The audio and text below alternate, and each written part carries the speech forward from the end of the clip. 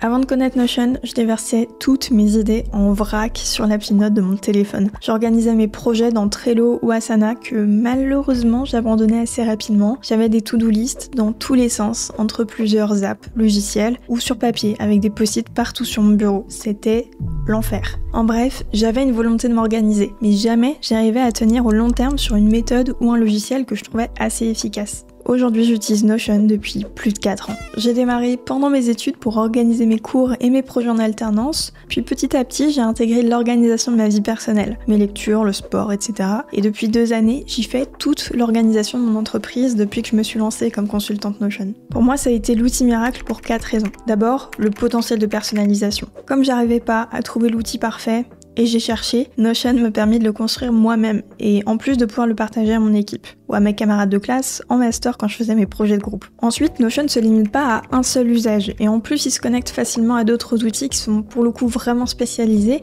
et qui auraient des fonctionnalités que Notion n'aurait pas, ou pas encore, comme Slack pour la messagerie, Google pour un bon stockage de fichiers, ou Canva pour les designs. Troisième point, c'est la communauté Notion qui est incroyable, et partage beaucoup de ressources gratuitement, comme des tutos, des modèles, des formations.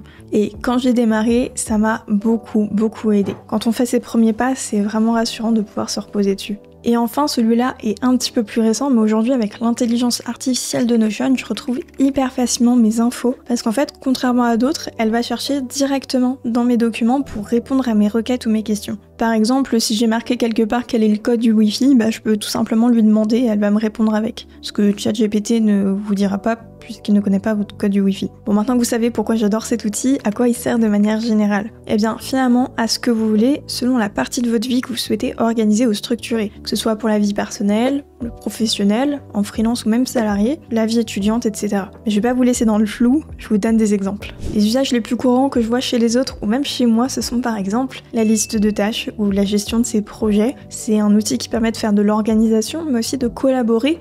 Donc ça me permet de prioriser auprès des personnes avec qui je travaille, de leur donner des deadlines, d'assigner des tâches, etc. Et donc d'avancer tous ensemble. Ensuite, on a l'écriture de documents ou de notes. Que ce soit en partant d'une page vide ou avec une organisation un peu plus complexe avec des modèles de pages, on peut prendre des notes facilement et écrire des documents, puis les exporter en PDF. Personnellement, ça a été ma première utilisation de Notion. À l'époque, je m'en servais pour prendre des notes de cours, ou alors pour documenter des projets créatifs. Sinon, on a aussi le suivi d'habitudes ou de routines. C'est un outil sympa et visuel pour suivre des habitudes personnelles ou même des routines de travail, et c'est encore mieux depuis qu'on a les graphiques, parce qu'on peut vraiment voir l'avancement. D'ailleurs, toutes les pages que je viens de vous montrer font partie de mes modèles Notion gratuits, donc vous pouvez les retrouver et les récupérer pour votre propre espace Notion sur ma galerie de modèles, je vous mets le lien en description. Et pour démarrer Notion aujourd'hui, je vous mets aussi le lien pour s'inscrire en dessous de la vidéo. Bon là, je vous ai donné les exemples les plus courants, mais ensuite, selon les domaines, on peut vraiment créer toutes sortes de structures sur mesure. Vraiment, vous pouvez faire 95% de ce dont vous avez besoin sur Notion en démarrant gratuitement. Pour les étudiants, ça peut être un rendu de ses cours avec ses matières, ses rendus, ou de ses recherches de stage par exemple, pour savoir où on en est. Pour le pro, il y a une quantité incroyable de choses à faire. Ça peut être un CRM pour suivre ses prospects, ses clients, un calendrier éditorial pour ses réseaux sociaux, un inventaire de matériel, ou ça peut même servir à héberger une landing page et que vous ayez votre propre site web. Pour la vie perso, c'est un super outil pour du journaling, pour suivre ses lectures, pour créer sa wishlist, ou même gérer une de vos passions, quelle qu'elle soit. Si vous voulez un petit peu d'inspiration, je vous conseille d'aller voir justement sur la galerie de modèles Notion et d'aller fouiller dans les catégories, les sous-catégories et taper des mots-clés dans la barre de recherche. Vous allez trouver plein d'inspiration et voir ce que vous pouvez faire avec Notion. Alors, soit vous récupérez les structures, soit vous pouvez juste regarder pour trouver des idées. En tout cas, l'intérêt de Notion par rapport à d'autres outils, c'est vraiment la multitude d'usages. Parce que c'est vous qui construisez votre propre structure, ou alors vous partez d'une base, les modèles, à personnaliser selon votre propre fonctionnement. Mais en tout cas, il y a vraiment une flexibilité qui est hyper importante. Mais c'est aussi ça qui peut faire peur. Il y a beaucoup de débutants qui se retrouvent face à la page blanche de Notion sans savoir ce qu'ils peuvent faire ou créer, ou bien qui se sentent frustrés parce qu'ils voient qu'ils utilisent seulement 10%, 20% du potentiel. Si vous sentez un blocage à cette étape et que vous voulez sortir de cette première phase compliquée, voici quelques trucs qui peuvent vous être utiles. Ça, je vous l'ai déjà dit, mais vous pouvez trouver plein de ressources sur internet pour démarrer. Et vous pouvez aussi rejoindre la communauté Notion en français. On a un serveur Discord et un groupe Facebook, je vous mets les liens en description, qui vous permettent de connecter avec d'autres utilisateurs, de demander un coup de main quand vous bloquez, ou tout simplement vous tenir au courant des mises à jour. Moi, c'est l'une des premières choses que j'ai faites quand j'ai démarré Notion.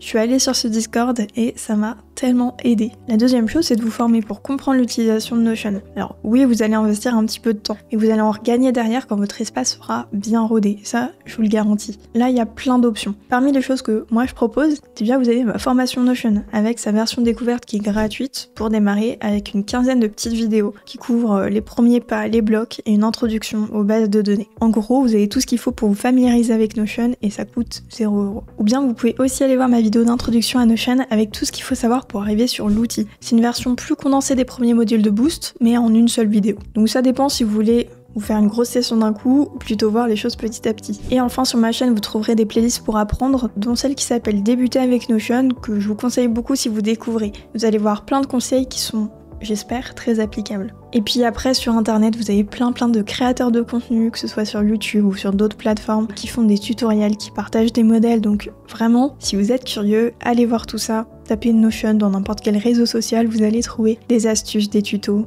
des templates. Tout ce qu'il faut pour apprendre. Bon, en résumé, dans cette vidéo, j'ai essayé de vous faire une définition de ce qu'était Notion. Et vous avez sûrement réalisé que c'était plus complexe que de dire que c'est un outil de productivité ou un outil de gestion de projet, un outil d'organisation. Finalement, la définition de Notion, c'est l'usage que vous allez en faire. Pour moi, ma définition de Notion, c'est un centre de pilotage de ma vie. Parce que tous les domaines de mon quotidien sont organisés et catégorisés dessus. Pour vous, c'est peut-être votre meilleur bloc-notes, votre to-do list super puissante, ou encore votre cockpit professionnel. En tout cas, j'espère que cette vidéo vous aura éclairci les idées sur ce qu'on peut faire avec Notion et que ça vous inspire sur les utilisations possibles. Je vous souhaite bon courage pour vos premiers pas vers cet outil incroyable. Et je vous dis à très vite.